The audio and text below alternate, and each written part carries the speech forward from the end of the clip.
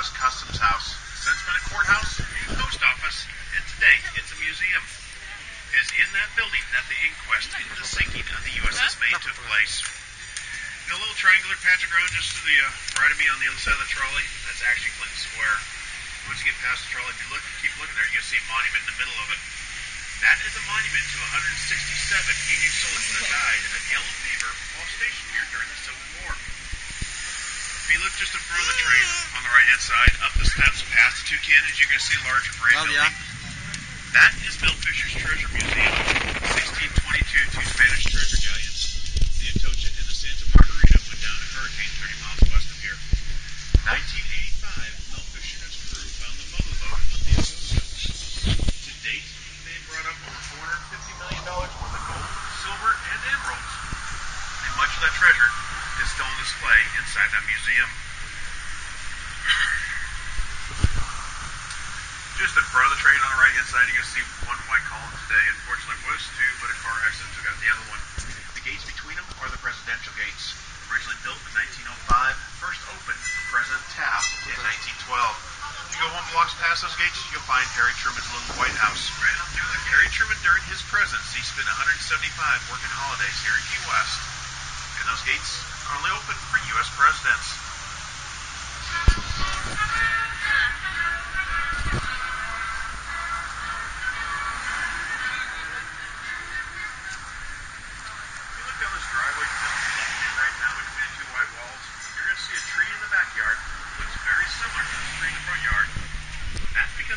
Same tree.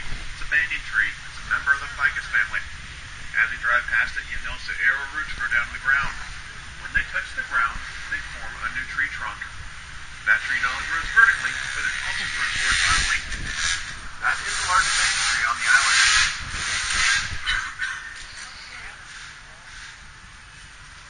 If you look across the street on the right-hand side, you're going to see another member of the ficus family. That one is a Spanish laurel. As you drive past, if you keep looking right, you can see a red brick building that looks very similar to the Civil War fort you'll find here on the island. There's our U.S. Post Office. Built in 1985, but it was designed by a local architect by the name of Sonny McCoy. In the 1970s, Sonny McCoy was a 5-term mayor of Key West, but he's most famously known for water skiing from Key West all the way to Havana, Cuba. If you look in front of the train on the right-hand side across the street, you're going to see mile marker 0. That denotes the very beginning of U.S. Route 1. U.S. Route 1 is the longest route in the United States. It runs from Key West all the way to Fort Kent, Maine on the Canadian border. It's approximately 2,209 miles in length.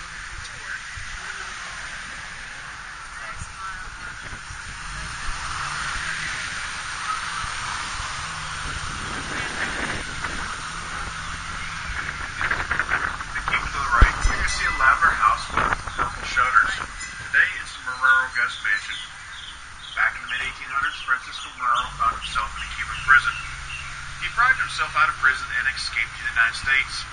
When he got here, he met an American lady and they got married. By 1889, Francisco Marrero had become a very successful Cuban cigar manufacturer. In 1890, he built that house for himself and his family.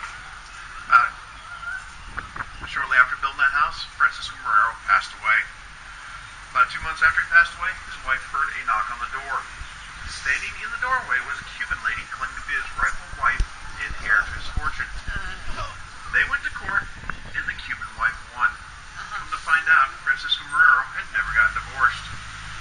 She had been inheriting the cigar factory, his fortune, and that house. And kicked the American wife and children out on the street, leaving us homeless. And it is said, to this day, the American wife still haunts that house looking for revenge.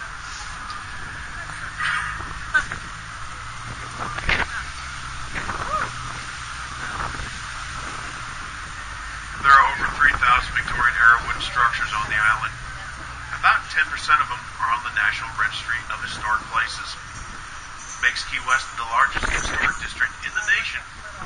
And we have the largest collection of Victorian-era wooden structures in the state of Florida. If you look in front of the train on the right-hand side, across the street, you're going to see the Marquesa Inn. As we drive past it, if you look just to the left of the door, you're going to see a bronze plaque. That plaque denotes that that structure is on the National Registry of Historic Places.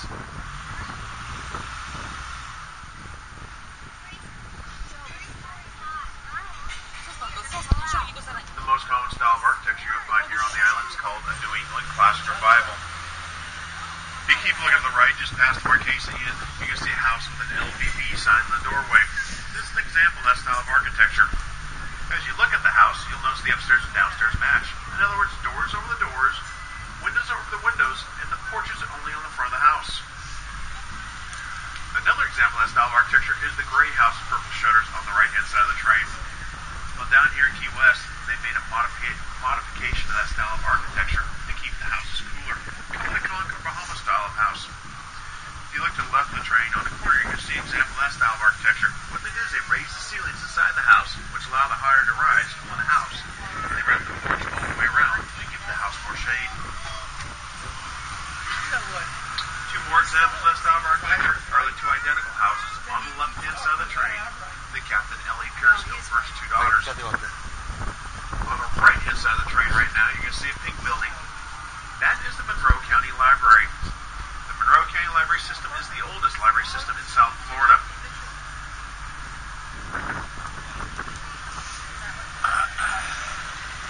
Another unique style of architecture you'll find here is called the Zigzag House. If you look to the left of the train, the second house in on this block behind the palm trees. If you look up the roof, you can see how I got its name. You're going to notice the roof goes up and down, up and down, up and down.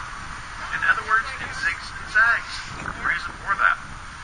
When a family first starts out, they build an addition near the street. As the family grows, they add a new addition, creating a new zig or zag. The roof actually serves two purposes.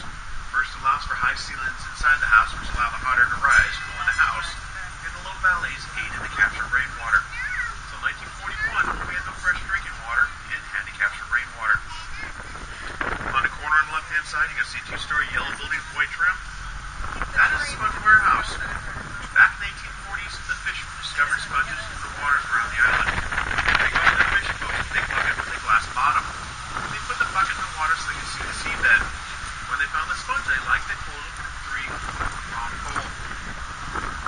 By the 1870s, Key West became the major supplier of sponges to the U.S. market. Well, in 1900, the green spiders came with their diving equipment. They dive on the sponge beds, walking around with baskets full of sponges. This is a resentment of the Key West spongers as they thought the Greek spongers were slowly destroying the sponge beds by walking on them. So they chased the Greek spongers off the island to the mainland of Florida and continued to successfully sponge down here until 1938 when a red tide caused a blight that destroyed the sponge beds. On the left-hand side of the train, on the corner here, you see house number 1029. This is a Thomas Thompson house, built in 1888. If you look back, you see an octagon porch hanging off of it. Thomas Thompson made his fortune building wood cigar boxes for the Cuban cigar manufacturers. His son Norbert built the very last wooden schooner ever built here at Key West. It's called the Western Union. You'll see it later on in the tour. To the left, man, you can see a large tree. This is a rubber tree. It's also a member of the Ficus family. If you look close as you drive by, you'll notice this is so large, it actually has its own mailbox.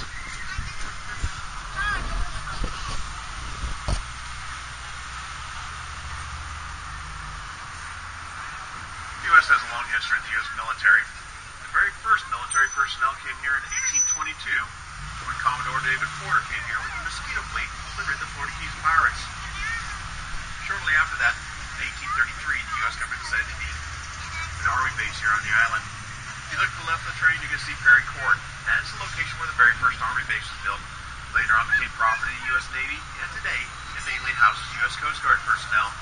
Let's hear it for the U.S. military.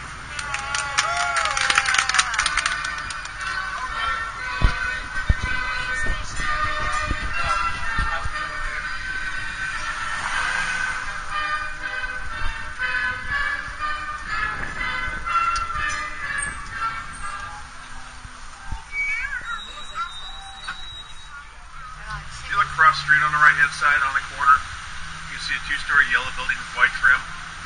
That is our U.S. Armory. It was built in 1900 by the United States government. What makes that building so unique is that is the only building on the island built by the United States government made entirely of wood.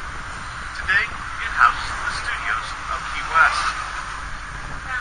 Just to the left of the train, past the white picket fence, you're going to see a military cemetery. I know it doesn't look like much today. Back in the 1860s, many of the Union soldiers that were stationed here during the Civil War died of yellow fever and were buried in that cemetery. In 1921, in an effort to save money, the U.S. government decided to consolidate many of the cemeteries, so they exhumed the bodies from that cemetery, shipped them to Pensacola, Florida, and reinterned them in Pensacola. Well, in 1991, some kids were playing on the grounds. They discovered a skeleton in some bones. Shortly after that, the U.S. government rededicated those grounds as a military cemetery.